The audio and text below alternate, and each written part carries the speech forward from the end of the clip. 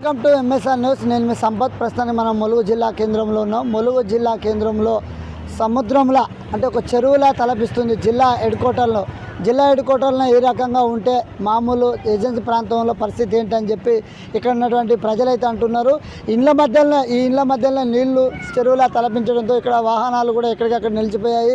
రాకపోకలకు కూడా అంతరాయం ఏర్పడుతుంది. ఇప్పుడే మనకు తెలిసిన సమాచారం, పోలీసు అధికారులు ఇక్కడికి చేరుకొని ఎటువంటి రాకపోకలకు అంతరాయం కలగకుండా వాహనాలను తరలించడం జరుగుతుంది. అంతేకాకుండా మన మధ్యలో ఇక్కడ ఈ గృహ నివాసులు కూడా ఉన్నారు. వారిని అడిగి తెలుసుకుందాం.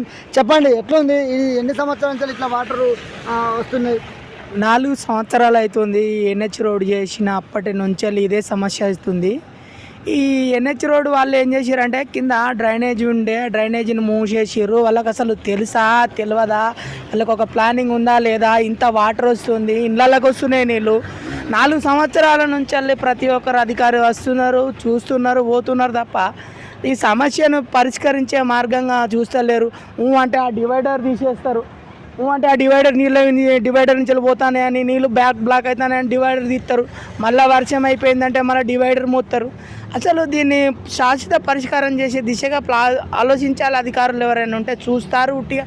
అది వర్షం ఉన్నప్పుడు తప్ప దాన్ని పట్టించుకునే నాదులు. ఎన్హెచ్ రోడ్డు మెయిన్ సెంటరు మా ములుగు జిల్లా.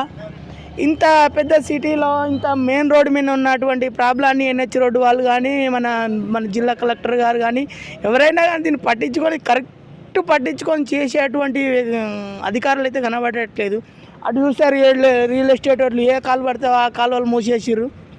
ప్రతి ఒక్క కాలువ, పంట పొలాలు కాలువ నీళ్ళు, ప్రతి ఒక్క నీళ్ళు, డ్రైనేజ్ నీళ్ళు, ప్రతి ఒక్క నీళ్ళు ఎన్హెచ్ రోడ్డు మించి వెళ్ళిపోతున్నాయి. అసలు దాన్ని పట్టించుకొని దయచేసి అధికారులు ఎవరైతే ఉంటారో, దీనికి సంబంధించిన అధికారులు ఎవరైతే ఉంటారో వాళ్ళు పట్టించుకొని దీన్ని ప్రాబ్లాన్ని శాశ్వత పరిష్కారంగా దిశగా చేయాలని కోరుకుంటున్నాం. ఓకే, మనం చెప్పుకున్నట్లయితే ఇక్కడ ఉన్నటువంటి ఎన్హెచ్ రోడ్డుపై వెళ్తున్నటువంటి వాటరు ప్రతి సంవత్సరం ఇదే పరిస్థితి. ఇప్పుడు 4 సంవత్సరాలుగా మాకు ఇదే పరిస్థితి ఏర్పడుతుంది.